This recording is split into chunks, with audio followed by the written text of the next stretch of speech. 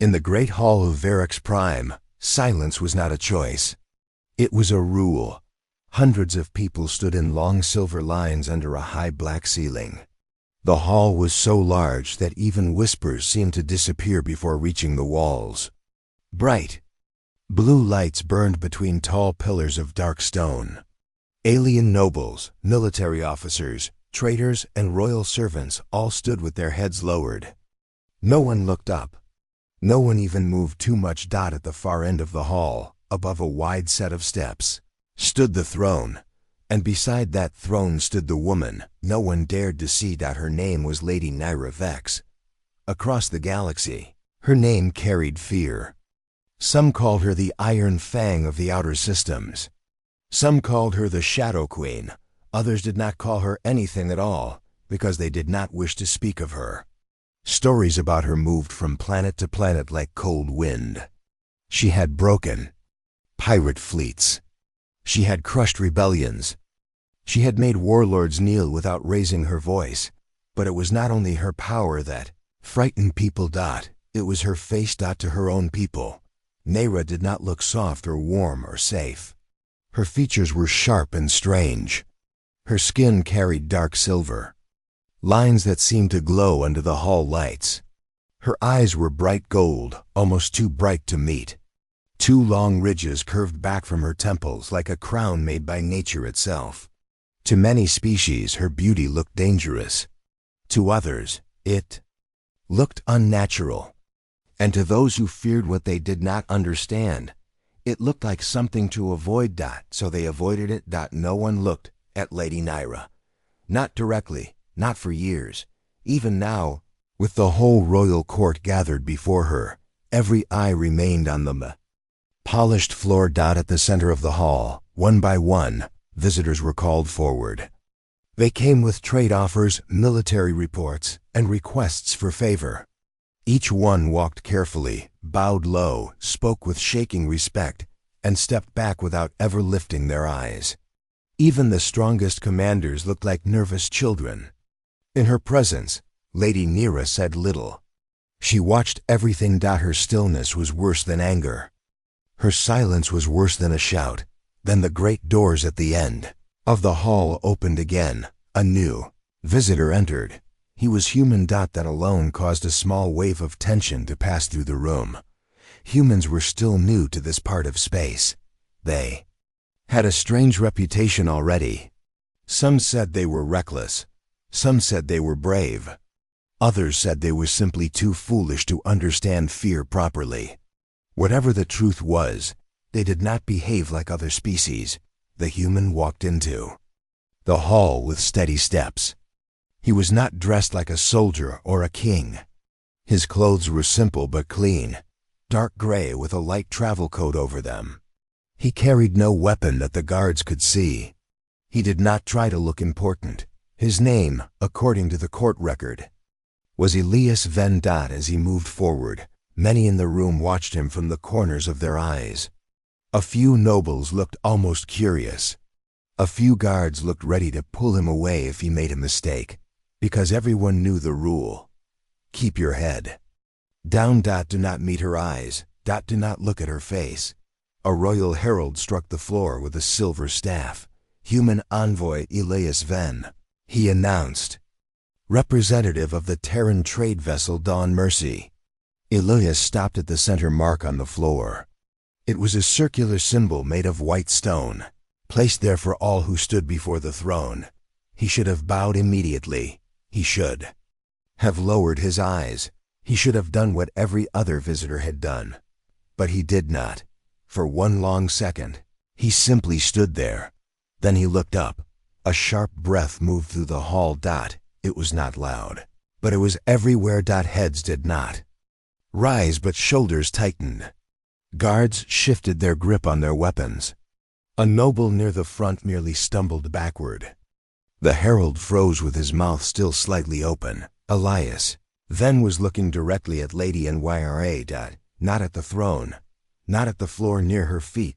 At her face, at her eyes. The silence changed. It became heavy, alive, dangerous. Lady Nyra did not move at first. her golden eyes locked onto the human. The room seemed to shrink around that single moment. Even the lights above looked colder now. Then she took one step forward, the sound of her heel against the black stone floor cut through the hall like a blade. Another step. She moved down from beside the throne with slow control, her dark royal robes sliding behind her like smoke. No one dared stop her. No one dared speak. She came to stand at the top of the stairs, high above him, looking down with a face that had made generals tremble. Her eyes narrowed. When she spoke, her voice was low and sharp. "You dare look at me?" She hissed. The words struck the room like thunder. Some expected the human to fall to his knees. Some expected him to beg. Some expected him to realize too late that he had made the last mistake of his life. But Elias Venn did none of those things. He did not step back. He did not lower his eyes. And somehow, impossibly, he smiled. It was not a mocking smile. Not a foolish one. It was calm, honest. Soft. Then, in a voice clear enough for the whole hall to hear, he gave his answer. "Because you're beautiful." The hall went dead still. Not even a breath moved. For the first time in many years, Lady Nira Vex looked truly shocked. And no one in that room knew what would happen next. The words did not vanish when he said them. They stayed in the great hall like a living thing. "Because you're beautiful." For a long moment, no one moved. No one even seemed to breathe. The blue lights above the pillars burned cold and still, and the polished black floor reflected the frozen shapes of nobles, guards, and servants who stood trapped between fear and disbelief. Elias Venn remained where he was, standing on the white circle of stone, looking up at Lady Nira Vex as if he had not just placed his life in danger. At the top of the stairs, Nira said nothing. That silence was worse than shouting. Golden eyes stayed on him, sharp and bright, searching his face as if she wished to cut the truth out of it. Many in the hall had seen that look before. It was the look she gave traitors, pirates, and war leaders before they disappeared from history. A guard near the left pillar slowly reached for the weapon at his side. Another did the same. The human envoy from Terra had spoken madness in the royal court. And everyone knew it. One of the nobles, an older male with pale green skin, heavy chains of rank across his shoulders, finally found his voice. "This is an insult," he said, though his tone was weak. "Your Grace, this human mocks the throne." No one answered him. Nira still did not move. Elias did not turn toward the noble. He kept his eyes on her alone. That made the room even more uneasy. Most beings could not hold Nira's gaze for more than a second. Some lowered their eyes from fear. Others lowered them because there was something in her face they did not know how to face. It was not ugliness. It was something harder than that. Something too sharp, too intense, too alive. Her beauty was not gentle. It was powerful. It made weaker hearts uncomfortable. And now a human stood before her, as if none of those old fears meant anything. Nira took another step down. The sound echoed through the hall. Her robes trailed behind her like dark water, silver lines across. Her skin caught the blue light as she moved. To most in the room, she looked less like a queen and more like a storm given human shape. She stopped halfway down the stairs. "Beautiful?" she repeated. Her voice was quieter now. That frightened them even more. Elias gave a small nod. "Yes." A soft wave of whispers started near the edges of the court, then quickly died as Nira's gaze shifted for only a moment. No one wished to be noticed by her now. She looked back at the human. "You stand in my hall," she said, "before my court, before my command, and you choose that word?" Elias answered simply, "It is the right word." A few people shut their eyes in horror. The old noble with the chain stepped back as if the human's courage might spread like disease. Nira's face remained unreadable, but her fingers tightened slightly at her side. It was a small movement, but in that hall, every small movement mattered. The guards noticed. The nobles noticed. Even the servants near the rear doors noticed. She was angry, or trying not to be. "Do you know who I am?" she asked. "Yes," Elias said. "Do you know what they say about me?" "Yes. And still you look at me?" He did not hesitate. "Yes." A dangerous stillness passed through her eyes. Most expected the next sound to be a death order. Instead, Nira asked, "Why?" This time the question felt different, not louder, not softer, deeper, as if it had escaped her before she could stop it. Elias seemed to understand that. His expression changed a little. The smile faded, but not into fear. It became something gentler. Respectful. "Because everyone else is afraid to," he said. The court reacted at once. A sharp whisper moved through the hall. One guard took 2 quick steps forward before another stopped him with an arm. The old noble's mouth opened in outrage. A young officer near the right stair looked ready to collapse, but Nira lifted one hand. Everything stopped. That single hand held the whole hall silent. Her eyes did not leave Elias. "And you are not afraid?" she asked. Now, for the first time, Elias took a breath before answering. "I am," he said. That answer hit harder than the others. It was not defiance. It was not a brave lie. It was truth. The room felt it. Nyra felt it too. Her head tilted slightly, just enough to show that she had not expected that answer. Fear, honestly spoken, was rarer than courage performed for show. Elias stood straight. "I know your power. I know your name. I know what people believe about you. But fear does not change what I see." Her gaze sharpened. "And what do you see, human?" No one in the court wanted him to answer that. No one in the great hall understood what to do next. Lady Nyra's order had been clear. Leave him where he stands. So the guards stayed where they were, though every muscle in their bodies looked tight with confusion. The nobles remained in their lines, but their calm was gone. Quiet whispers moved like insects through the hall, rising and dying in nervous waves. No one had expected the human to survive his first minute before the throne. Now he was still standing there, untouched, while the ruler of Varix Prime watched him with the cold focus of a hunter trying to understand an impossible thing. Elias Venn did not speak again. He seemed to know that the next words belonged to her. Nira descended the last of the stairs slowly. She did not rush. She never rushed. Power had taught her that time itself often bent around fear. When she wished to make a room uncomfortable, she needed only silence and one careful step at a time. Now, she stood on the same floor as the human. That alone sent a fresh chill through the court. Very few had ever stood so close to her and remained alive long enough to remember it. She circled him once, not like a queen examining a guest, but like someone testing the shape of a mystery. Her dark robes moved softly behind her. The silver lines on her skin seemed brighter at this distance, glowing faintly under the blue lights. Elias could now see details no one else dared notice. Small scars near one wrist, a thin line of tension at her jaw, and tiredness hidden deep behind the golden fire of her eyes. It was the kind of tiredness that did not come from one hard day, that it came from years. "You speak boldly for a traitor," she said at last. Elias answered in the same calm tone. "He is not only a traitor." A murmur ran through the nobles. That answer was strange. He had spoken of himself in third person, like a formal witness report. Then some realized what he was doing, speaking in the court style of Varix, not the common Terran way. He was trying to honor her customs. Nira noticed too. Her eyes narrowed slightly. "Then who is he?" "He is a man who has heard many stories," Elias said, "and he thinks most of them are wrong." A younger noble near the rear gave a small, shocked laugh before quickly hiding it behind his hand.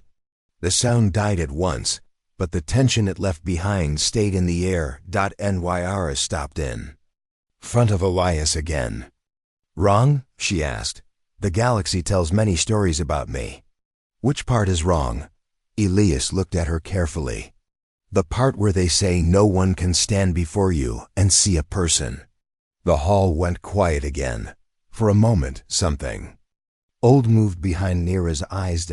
It was gone so fast that anyone not looking straight at her would have missed it. But it was there, not anger, not pride. Pain. The court did not know her as a woman who felt pain. They knew only the ruler, the commander, the blade. But long before she became the fear of half the outer systems, Neera had been something else. Child, a daughter, a symbol people did not know how to love. In the years before she took the throne, there had been whispers in the palace corridors. Neera looked too severe, they said. Too marked by the old bloodlines, too sharp to be graceful, too strange to be admired.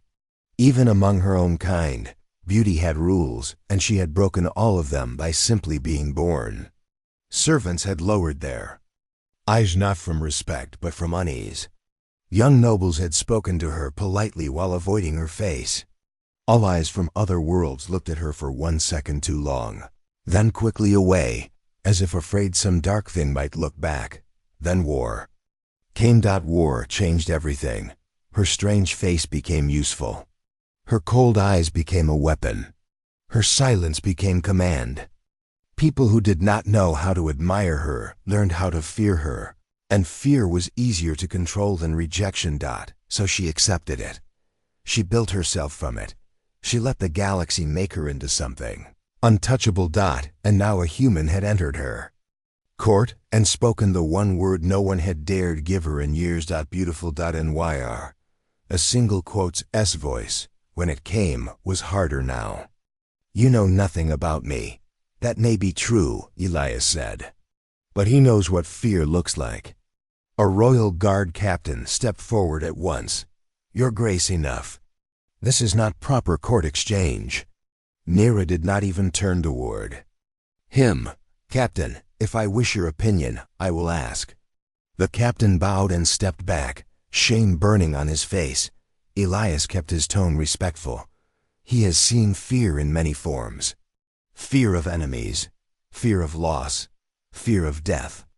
But the fear in this room is different. Neera's chin lifted slightly. Explain. He looked around the hall for the first time since entering. The nobles stiffened under his gaze. They fear looking at you, he said, not because they think you are weak, because they think if they truly see you, they may have to question what they were taught. No one whispered now. No one dared. Neera's expression became unreadable again, but inside, something had begun to shift. Not enough to trust him. Not enough to forgive this strange wound he had touched with such simple words, but enough to listen. That alone was dangerous. At the edge of the court stood Lord Sareth, the oldest political voice in the palace and one of the few who had served during Neera's childhood. He had watched everything in silence until now. He knew better than most what old shadows still lived in this hall, and he did not like what he was seeing. He stepped forward, slow and careful, his silver rank chains resting over dark ceremonial robes. Your Grace, he said, bowing. This human speaks beyond his station. He enters your court as a guest and behaves like a judge. Such behavior should not be rewarded. Neera turned toward him at last. SCI-FI was powerful enough to challenge lesser rulers. But even he chose his next breath carefully under her gaze. Then, before she could answer, Elias spoke. He does not judge her, the human said. He pities those who never looked. The words struck the court like a blade across glass. Lord Sareth's face darkened, and Lady Nyra, standing between her old world and this impossible new voice, gave no sign at all of what she might do next. Lord Sareth did not bow this time. He stood straight in the center lane of the great hall, his aged face tight with control, his hands folded behind his back as if the hall still belonged to old rules and older blood. The blue firelights above the pillars painted hard lines across his features, making him look less like a noble and more like a carved statue from a dead age. Around him, the court held its breath. Elias Venn had spoken one sentence too far. He pities those who never looked. No one in living memory had spoken in that tone before Lady Nera and remained standing. It was not loud, it was not rude in the common way, but it touched something deeper than insult. It reached into the hidden shape of the court itself, the fear, the custom, the silence, and it named them all weak. That was unforgivable. Sareth's eyes moved from the human to Nera. "Your Grace," he said, voice smooth but colder now. "This is no simple envoy. He is dangerous." Elias did not respond. Nyra remained still. Sareth took one measured step forward. "He enters your hall, breaks sacred court order, speaks as if he knows your pain, and now insults every sworn house present here. If this is allowed, then respect in this chamber becomes meaningless." Many of the nobles shifted at that. Some agreed. Some only feared where this was going. The court had lived under strict order for years. Every movement, every breath near the throne had rules. Those rules were not only tradition, they were protection. For them, for her, for the fragile shape of power itself. And now one human had stepped into the center of that system and made it shake. Nyr. A single quote's golden eyes rested on Sareth, but there was no warmth in them. "What do you suggest?" she asked. The question moved through the hall like a knife. Sareth was careful. He had served the throne long enough to survive by caution, not speed. "The human should be removed from the court," he said. "Questioned in a secure chamber. If his words are honest, that can be learned there. If they are false, the threat can be contained before it spreads." Contained. The word hung in the air. Everyone understood what it truly meant. Once taken below the hall into the lower chambers, Elias Venn would vanish behind stone and iron. Whether he left alive would depend less on truth and more on what the court wanted forgotten. Nyra turned her gaze to Elias. "You hear him," she said. Elias gave a small nod. He expected this. The words were calm, almost gentle. That made them stronger. Sareth frowned. "You speak of yourself like a witness because you wish to seem humble, but it is performance." At that, Elias finally looked at the old noble fully. "No," he said. "It is respect. This hall speaks in form." He chose to answer in form. A few younger officials exchanged quick looks. Again, the human was not only breaking the court, he was learning it as he stood inside it. That was unsettling in a different way. Sareth saw those looks and understood the danger at once. If the court began to see Elias as clever instead of reckless, sympathy might follow. Sympathy could become influence. Influence near Nera was something Sareth could never allow. He turned to the nobles on either side. "You see this?" he called. "A foreigner speaks for our customs now. A stranger tells us what respect means." No one answered aloud, but the hall tightened. Sareth was building momentum. Then he faced Nera again. "Your Grace, forgive my bluntness, but this is how corruption begins. Not with armies, with words, with flattery, with carefully aimed softness placed where old wounds may still exist." That sentence changed the air. It was no longer only about Elias. It was about her. It was about things no one in the court had ever dared mention openly. Old wounds. For the first time since the human entered, several people looked not at Elias. The great hall had never felt so small. It was built to hold victories, treaties, and judgments that shaped whole star systems. Its high ceilings, black stone pillars, and long silver banners were meant to remind every visitor of the power of Varroc's prime. But now all that greatness felt narrow, closed in, almost suffocating, because every person in the room was waiting for one answer.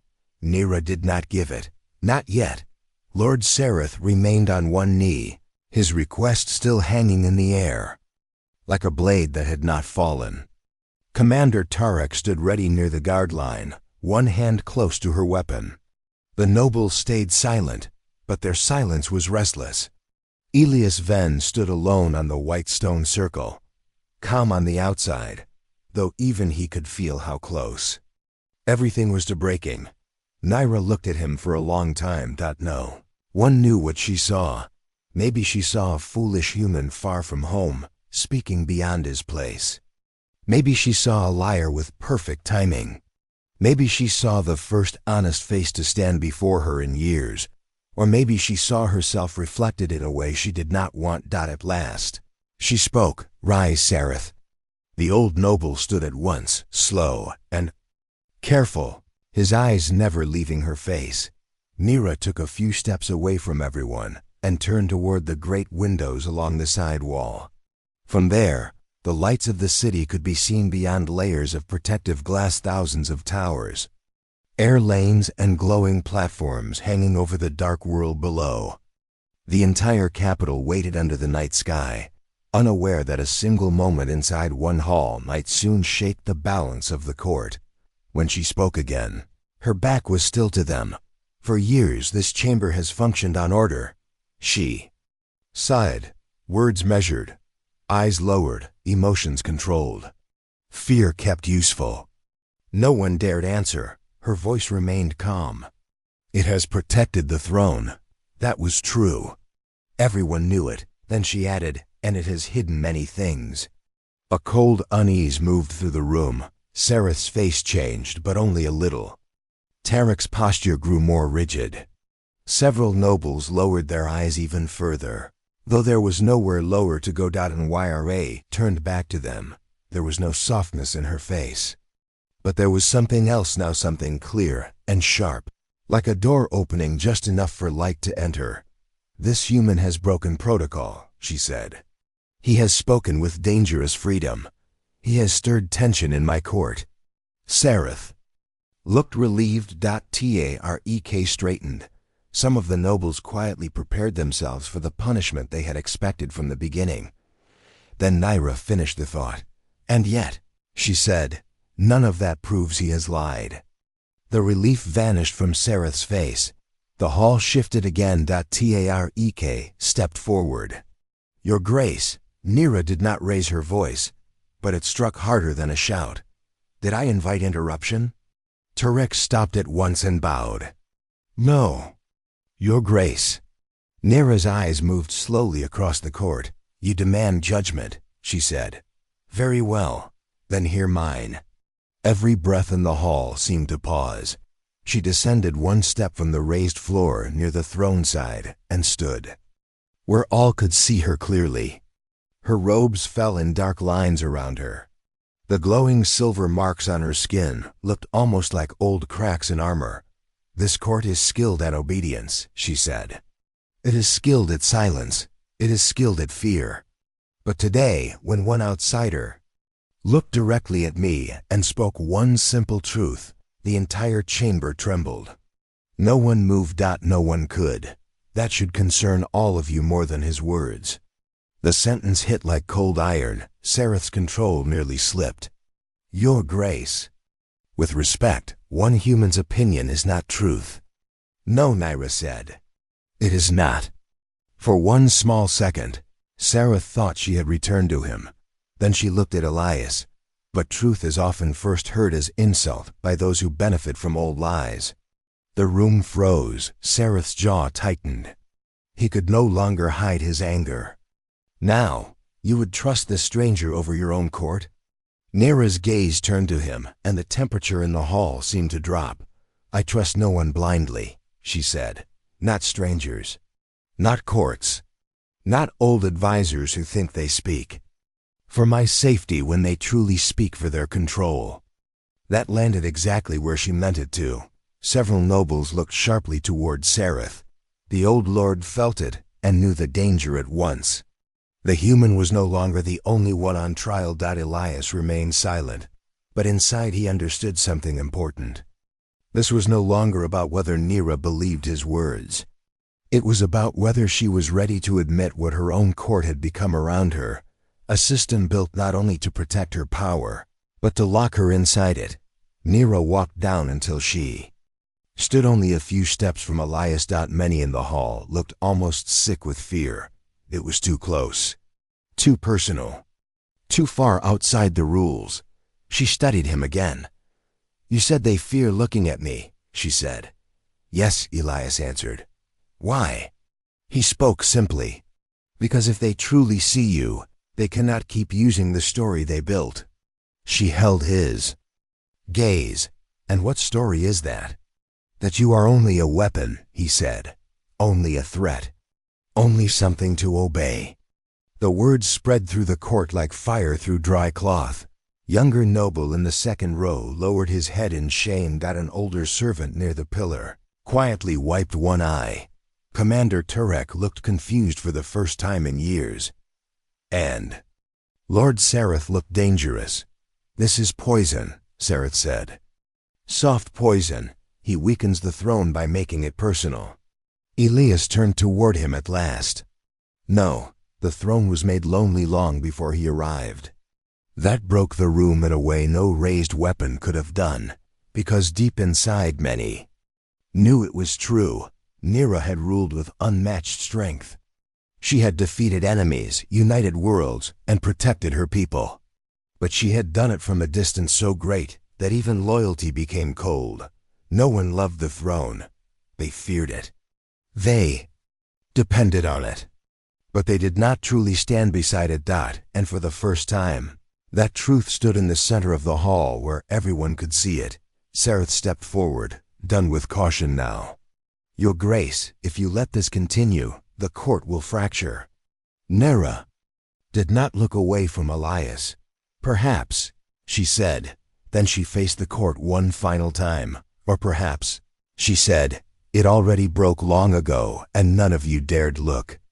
No one had an answer for that. The silence that followed was different from every silence before. It was no longer fear alone. It was recognition. And in that dangerous, honest stillness, the old order of the great hall began to crack.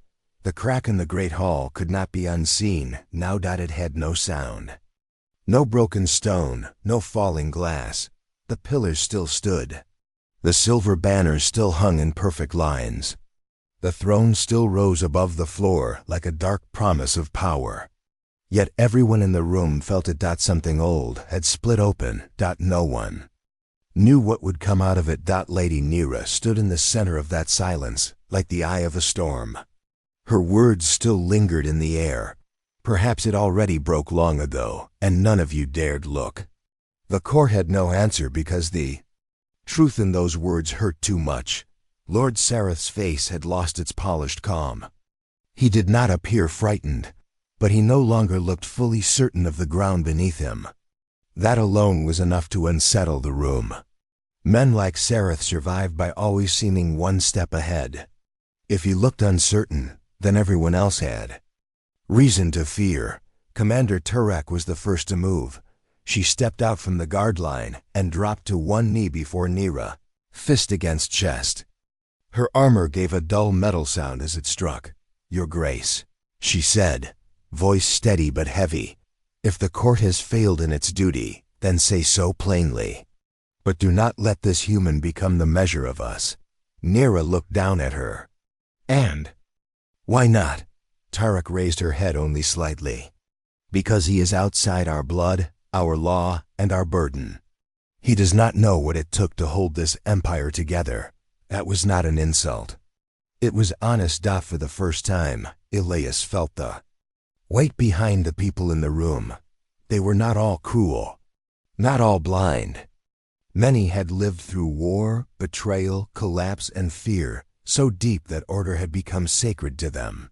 They had built walls around Nira because the galaxy was full of knives. Some did it for power. Some did it because they truly thought distance was the only way to protect her. Nyra knew that too. "I know what it took," she said. Tarek lowered her eyes. "Then you know why weakness cannot be seen here." Nira's gaze sharpened. "You still think this is weakness?" Tarek did not answer. She did not need to. The whole room thought it. To question old fear was dangerous. To allow one human to shake the court was worse. To spare him after all he had said.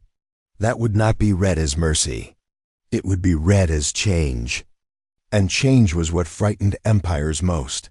Sareth stepped forward again, but this time he did not try to sound smooth. "Your Grace," he said, "this can end now. Detain the human. Reaffirm the law. Let the court recover." Recover. As if the hall had suffered an illness. Nyra's eyes rested on him. Recover what? He held her gaze for one careful second. Order. No, she said. Habit. The word struck harder than any accusation. Several nobles looked down.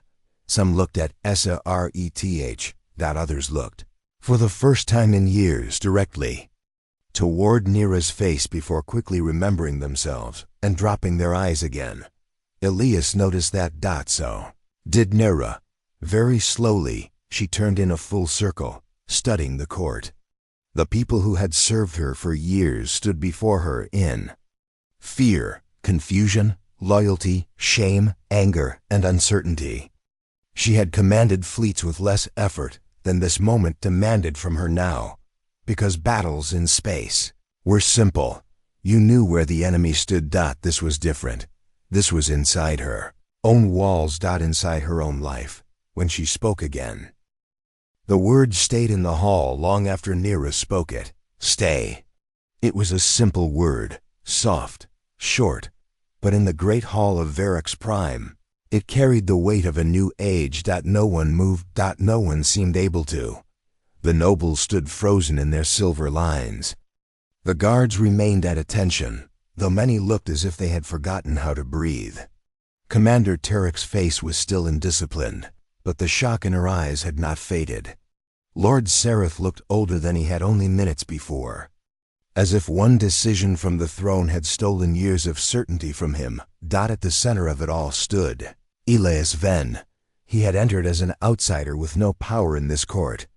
A human traitor, a guest from a young species still learning the dangerous shape of galactic politics. Now the ruler of Varroc's prime had placed him under royal protection and asked him to stay in front of the entire court. For many in the room, that was more unbelievable than war. Elias looked at Nyra, and for the first time since entering the hall, he did not answer at once, not because he feared the word, because he understood what it meant. If he stayed, he would no longer be only a visitor. He would become part of something larger than himself. A force inside a palace where every step mattered, where every whisper had weight, where his presence would anger powerful people and change old systems that had stood for years. He answered carefully. If she is certain, he said. A few nobles almost flinched at the formal third-person style again. But this time, no one laughed inside. No one dismissed it. They understood now that the human's careful way of speaking was not mockery. It was respect given on purpose. Nyra's expression remained composed, but something had changed in the cold lines of her face. She no longer looked like a ruler speaking to a problem. She looked like a woman standing before a decision she had made for herself. She is certain, Nyra said. That ended it. The court heard the finality. In her voice, the matter was closed, but the consequences were only beginning. Sareth lowered his head, not in agreement, but because he had no move left to make in public. To challenge her now would be to challenge the throne openly. He was too experienced for such a foolish mistake. Still, the anger in him had not died. It had simply gone quiet. And quiet anger was often the most dangerous kind. Tarek struck her chest once in formal acceptance. As the throne commands. One by one, the others followed, not with enthusiasm, not with peace, but with obedience. The sound of hands against armor, the rustle of robes, the soft lowering of heads moved through the hall like an old world trying to survive in a new one. Nyra watched them all, then she gave one final command. This court is ended. The royal herald, who had spent most of the event looking close to collapse, lifted his silver staff and struck it against the floor with shaking hands. The sound echoed through the chamber. The nobles began to withdraw in careful lines. Guards moved into new positions. Servants slipped quietly toward side doors. No one spoke above a whisper. No one wished to be the first to disturb the new shape of the air. As the hall slowly emptied, more than one pair of eyes risked a quick glance toward Nira's face. For years, they had looked away by instinct. Now some looked because they no longer knew if they were allowed to fear her in the old way. Others looked because, for the first time, they were curious, and curiosity was the first enemy of blind fear. Elias noticed that too. He also noticed that with each person who dared a brief glance, Nira did not punish them. She simply stood there, strong, silent, Unhidden. At last, only a few remained. Tarek near the guard line, 2 attendants by the throne steps, Sereth at the far side of the hall, and Elias in the center. Nyre descended the last distance between them. Up close, the power around her still felt immense. But now Elias saw another truth beneath it. She looked tired, yes, but lighter too, as if some invisible weight had shifted. "You changed the hall," she said. Elias shook his head gently. No, the hall was already changing. He only spoke. Nira studied him for a moment, then gave the smallest sign of amusement. It was not quite a smile, but it was close enough to feel rare. "That is a human answer. Is that bad?" "It is dangerous," she said. Elias gave a faint smile. He has heard that before. For the first time that day, something almost warm touched Nira's eyes. Behind them, Tarek watched in silence. She still did not trust the human. But she could see what had happened. Nira was not weaker.